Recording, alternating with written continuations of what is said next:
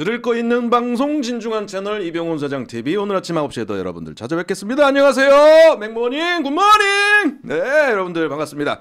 오늘은 제가 며칠 전부터 미리 사전에 예고드렸던 키 성장, 성조숙, 비만 아이들 청소년 친구들의 또 큰 고민 중에 하나이죠를 관련하여 이번에는 현역 병원 원장님 모셨습니다. 제가 미리부터 공지드렸던 삼성 쑥쑥 성장 소아청소년과 박성원 원장님 모시고 이야기 나누겠습니다. 안녕하십니까 원장님? 네, 안녕하세요. 우리 아이 성장주치 삼성 쑥쑥 성장 클리닉 원장 박성원입니다. 저는 소아청소년과 의사로 일한 지 25년쯤 되어가는 소아청소년과 전문이고요. 예. 그리고 의학 박사이면서 소아내분비 세부 전문의입니다. 저는 이전에 이제 삼성 서울병원 교수님이셨던 그리고 지금은 울트라 성장 클리닉 원장님이신 진동규 선생님 제자로 삼성 서울병원에서 임상 강사, 연구 강사로 일했고 이후에는 이제 대학에서 교수로 일하면서 학생 강의도 하고 전공의 교육도 했었고요. 네. 이후에는 또 이제 2차 병원에서 성조숙증 센터장 일도 했었습니다. 그리고 소아내분비 학회에서 보험위원, 학술위원, 교육위원 그리고 네. 뮤코 다당증 학회 이사 같은 학회 활동 임원도 해온 바 있습니다. 그리고 작년에 이제 2024년 7월에 한티역에 네. 삼성 쑥쑥 성장 클리닉을 개원해서 네. 우리 아이 성장 주치의로서 보다 가까이서 우리 아이들의 성장을 네. 함께하고 있습니다. 쑥쑥 성장. 네. 원장님 여기 가면은 쑥쑥 큽니까 아이들? 네, 쑥쑥 클 수 있도록 함께 노력해 보겠습니다. 알겠습니다. 삼성 쑥쑥 성장 소아청소년과 교육의 백화점 대치동 한복판 한티역에서 계시는 우리 박성원 원장님과 오늘 아이들의 성장에 관한 여러 가지 이야기들 나눠볼 텐데요. 솔직히 저나 저희 집 식구들은 굉장히 관심이 가는 주제입니다. 또 아이가 잘 크고 크게 고민이 없으시면요 모르겠지만 요새 또 비만 또 아이들이 외모에도 신경 워낙 많이 쓰다 보니까는요 또 미리 커가지고 문제 이런 등등까지 다양하게 알아보는 시간 갖도록 하겠습니다. 주로 부모님들께서 병원 찾는 이유가 뭡니까 원장님? 이제 부모님들이 오셨을 때는 다들 이렇게 친구들보다 너무 작은 것 같다는 네. 말씀들 지금 채팅창에 올라오는 맞아요. 것처럼 작은 것 같다라는 말씀들 많이 하시고요. 네. 우리 부부는 키가 큰데 왜 맞아요, 우리 맞아요. 애만 작냐. 네. 그리고 나는 늦게 컸는데 과연 우리 아이도 늦게 클 것인가. 이런 것들 많이 궁금해하시고요. 예. 그다음에 다른 애들보다 너무 빨리 클 때도 걱정을 하세요. 그렇죠. 그러니까 제가 보기에는 잘 크고 있는 것 같은데 혹시 성조숙이 아닌가 이런 걱정들 하셔서 오는 경우도 있으시고 그리고 또 이제 여자아이들 같은 경우에는 너무 네. 빨리 크면 요즘 초경이 빠를 수 빨라져서. 있어서 초경이 빠를까 봐 걱정이시다 이런 경우도 있고 또 이제 한쪽 부모님이 크시고 한쪽 네. 부모님이 작으실 때는 그렇죠. 또 그럴 때 걱정들을 많이 하시더라고요. 과연 누구를 닮을 것이냐 두구두구두구두구 그런 것들을 걱정 많이 하시고 그래서 그런 여러 가지 이유로 이제 많이 오시죠. 네. 그렇다면 성장 클리닉에서 주로 어떤 진료나 검사를 하는지 슬라이드 보면서 한번 말씀 부탁드릴게요. 네. 그래서 저희 병원에는 이제 성장 평가를 오시게 되면요. 우선 이제 찾으시는 게 저신장. 아이들이 이제 키가 작은 것 같다든지 아니면은 사춘기가 빠른 것 같다든지 아니면 좀 통통한 것 같다. 그리고 이렇게 질병으로 오셔서 우연히 혈액 검사에서 갑상선 질환을 발견하게 되는 예도 있어요. 병원에 오게 되면 어떤 검사를 할까 매우 궁금하실 텐데 예. 이제 실제 저희 병원 사진인데요. 이렇게 신체 계측실에 가서 키를 재는데 키재기자가 저희는 이렇게 수동자도 있고 자동자도 있고 그래서 보다 정확하게 키를 측정하게 되고요. 이제 진료실에 들어오시면 제가 시진도 하고 청진도 하고 촉진도 하고 근데 이제 저희 파트에서는 시진이랑 촉진이 좀 더 중요한 것 같아요. 눈으로 보고 만져보고 진료 전에 이제 부모님한테 이제 문진표에 아이의 병력이라든지 가족력 같은 거를 조사를 예. 할 때 저는 동의를 먼저 구해요. 제가 아이 몸을 만져봐도 되겠는지. 그래서 시진, 촉진을 하는데 옆에 이렇게 염주알처럼 생긴 거는요. 고환 염주라고 해서 남자 아이들 고환 사이즈를 보는 거예요. 예. 그래서 1, 2, 3번은 파란색인데 저거는 사춘기 이전 사이즈. 네. 그리고 4번부터는 4cc인데 네. 이제 보통 어른들 엄지손톱 크기나 네. 메추리알 크기 정도 네. 얘기하거든요. 그러면 이제 사춘기가 시작된 거라 어. 생각하시면 되고요. 그래서 이렇게 진찰을 한 다음에 필요하다면 혈액 검사, 소변 검사, 성장판 사진 이렇게 찍는데요. 사실 혈액 검사는 일반 혈액 검사에서는 뭐 빈혈이나 간 수치, 갑상선 호르몬 건강 상태를 보는 예. 거예요. 현재 아이가 잘 크지 않는 이유가 있는지 빠른 이유가 있는지. 근데 그리고 나서 성장과 관련된 성장 인자라든지 네. 성호르몬 이런 걸 측정하는데 가끔 어머니들께서는 이제 혈액 검사는 안 하면 안 될까라고 말씀들을 하세요. 예. 근데 저는 아이 상황에 따라서 혈액 검사를 안 하고 성장판만 찍어도 된다라고 말씀을 드리기도 하는데 사실은 혈액 검사를 하지 않으면 이제 일부 데이터가 부족한 거잖아요. 그래서 되도록이면 처음에는 혈액 검사를 하고 아이 상태를 본 다음에 이제 이후에는 괜찮으면 성장판만 추적 관찰한다든지 이제 첫 검사에서 이상이 있었으면 그 검사를 추적 관찰하면서 이후에 이제 몇 번 더 피검사를 하면서 예. 그렇게 보시도록 권하거든요. 그렇군요. 그래서 그리고 이제 한 번만 검사해서는 항상 네. 알 수 없다. 오. 주기적으로 꼭 오시라고 할 때 조금 3 내지 6개월 간격으로 재방문해 주셨으면 좋겠다. 그래서 이제 내원하셔서 네. 계속 추적 관찰하시게 되시죠. 그렇군요. 근데 성장판이 굉장히 궁금하실 것 같아서 네. 제가 사진을 하나 가지고 와봤어요. 근데 이제 성장판이 이렇게 동그랗게 쳐져 있는 요런 뚫려 있는 사이사이 그리고 손가락에도 사이사이에 벌어진 간격들이 다 성장판이거든요. 예. 지금 동그랗게 쳐져 있는 뼈가 2개잖아요. 예. 고기가 붙어서 하나가 되면 성장판이 닫혔다라고 오. 표현을 하는 거예요. 그래서 다음 사진을 보시면 네. 왼쪽은 뼈도 작고 이제 그 떨어져 있는데 네. 오른쪽은 거의 붙어 있는 이런 아. 사진을 보실 수 있어요. 그래서 네. 성장판을 또 판독할 때 네. 이제 찍는 부위가 왼쪽 손목 사진을 찍어서 대부분 보면 알 수가 있어요. 왜냐면 네. 왼쪽 손에는 이렇게 뼈들이 굉장히 많잖아요. 예. 그러니까 요 많고 다양한 뼈들을 봐서 점수를 내서 저희 병원만의 방식으로 예. 3번 판독을 해요. 세번 한 판독. 아이를 데리고. 그래서 한 아이의 성장판을 3번 판독해서 가장 통계적으로 유의미하게 가깝게 이 아이의 성장판을 판독하고 통계적인 의미의 예측키를 보고 있는데 예측키는 몰라요가 답이에요. 사실은 그 예측키가 네. 사실 통계일 뿐이에요. 통계. 근데 그 통계도 남의 통계인 거죠. 보시는 주치 선생님들이 이 아이의 진찰을 했으니까 이 아이의 유전적인 팩터랑 이 통계랑 봐서 어느 정도 예측을 하시는 거지 이게 다 정확할 수는 없거든요. 그렇군요. 자, 그다음에요. 저신장으로 한번 가볼까요, 원장님? 네.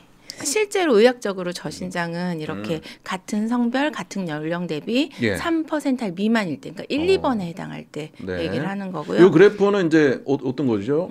여기 왼쪽에 있는 그래프는 남자 아이들 기준인데요. 네. 남자 아이들에서 이제 위에가 신장 곡선인데 네. 밑에가 3%알 곡선이에요.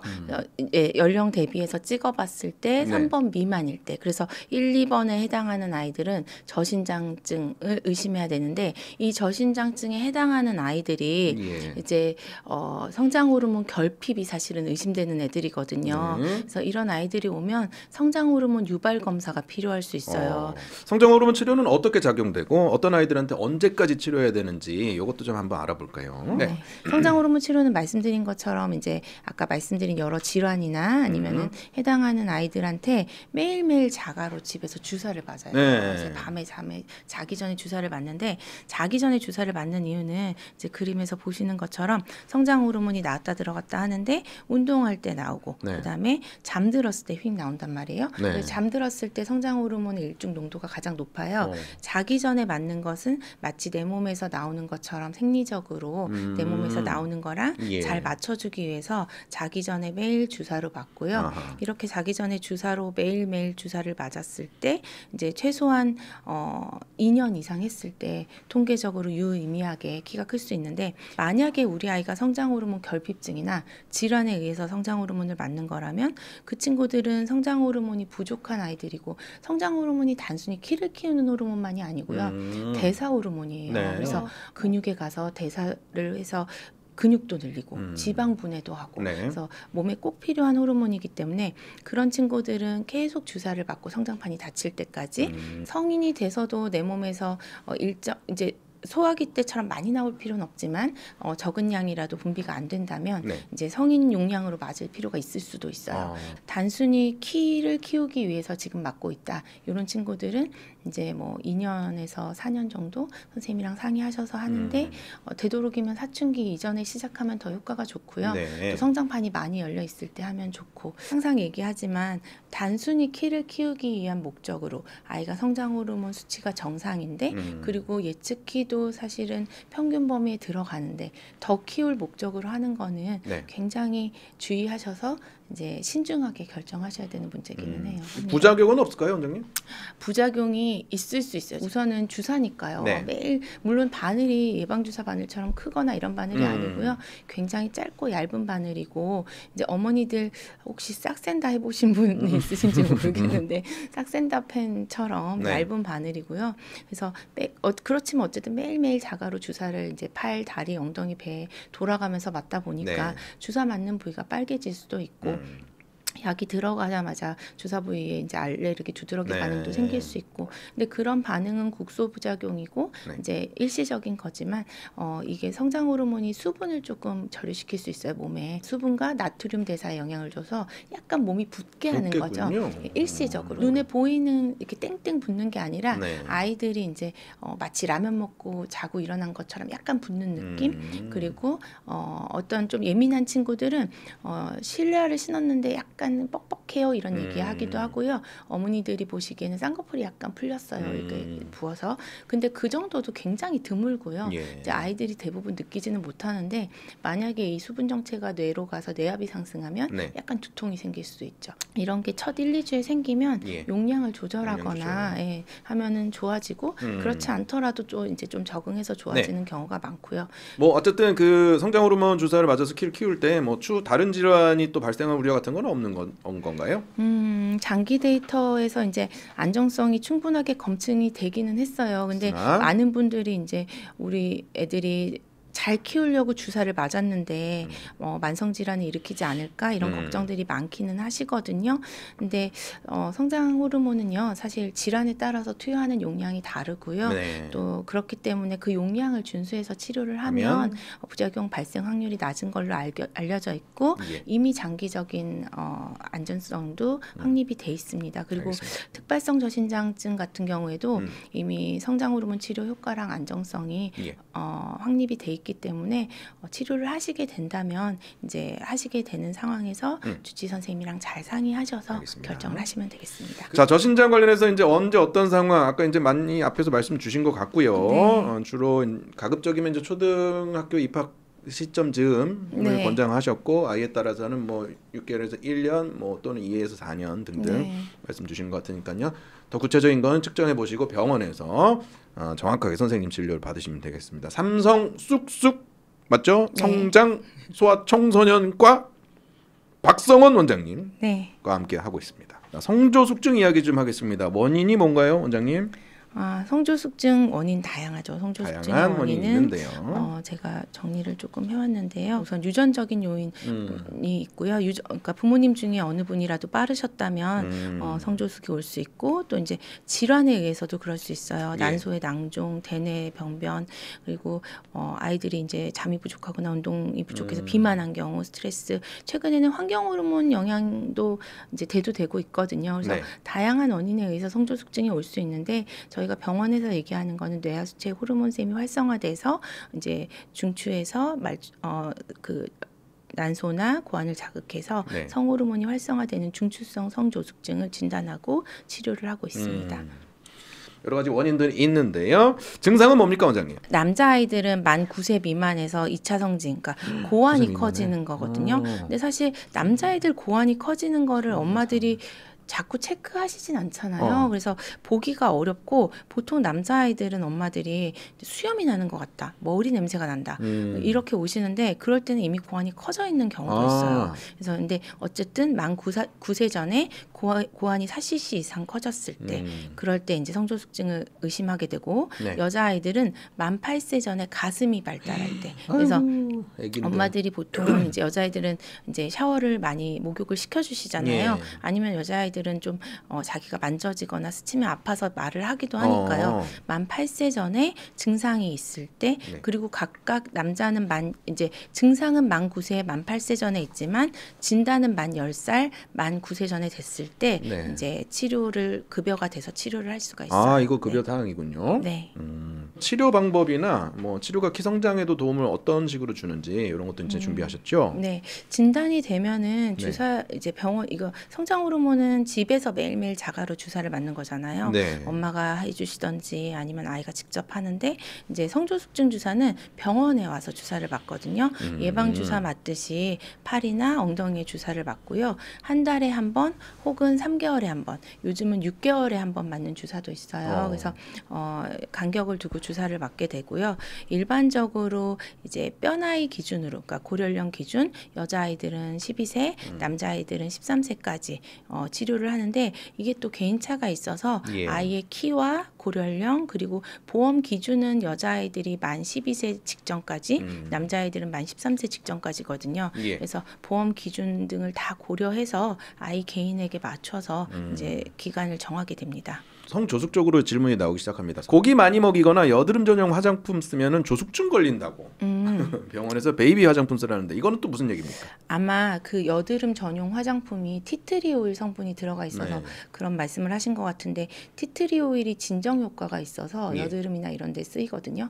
근데 이제 티트리 오일이 이제 성호르몬을 자극할 수 있는 성분으로 알려져 있어요. 그래서 아무래도 어릴 때는 쓰지 않는 게 좋을 것 같아요. 뼈 나이 6개월 빠른 초이 여학생이에요. 유산균, 멀티비타민, 홍삼 등등 각종 영양제를 먹으면 안 좋다는 카더라를 들어서 일절 안 먹이고 있어요. 네네네. 어떻게 보십니까?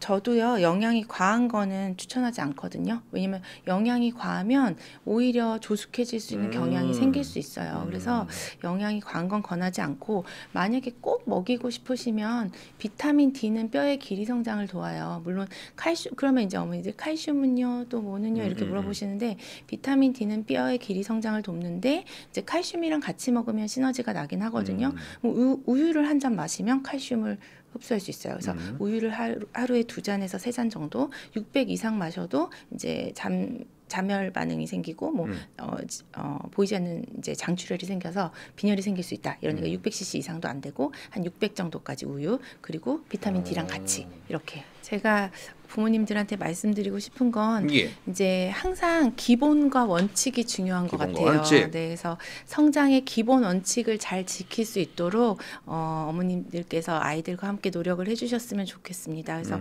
일단 골고루 잘 먹이셔야 돼요. 밥, 고기, 야채, 유제품, 생선 골고루 잘 먹여서 영양의 균형을 잡아주시고요. 네. 어떤 운동을 시켜야 될까? 아까 뭐 수영이나 뭐 농구 이런 게 좋냐라는 질문들도 제가 잠깐 봤는데, 고민하시지 마시고 아이가 좋아하는 거. 그래서 뭐 농구 주삼회, 뭐 수영 주삼회 돌아가면서 애가 좋아하는 거 뭐든지 당장 시작해서 성장 호르몬을 쇠뿔 있는 거는 좋습니다. 뭐 애가 좋아하면 좋습니다. 그래서 자극하고, 그리고 또 아이가 8시간 이상 숙면할 수 있도록 도와주시면 좋겠고, 또 애가 스트레스 받지 않도록, 이게 제일 어려운 것 같아요.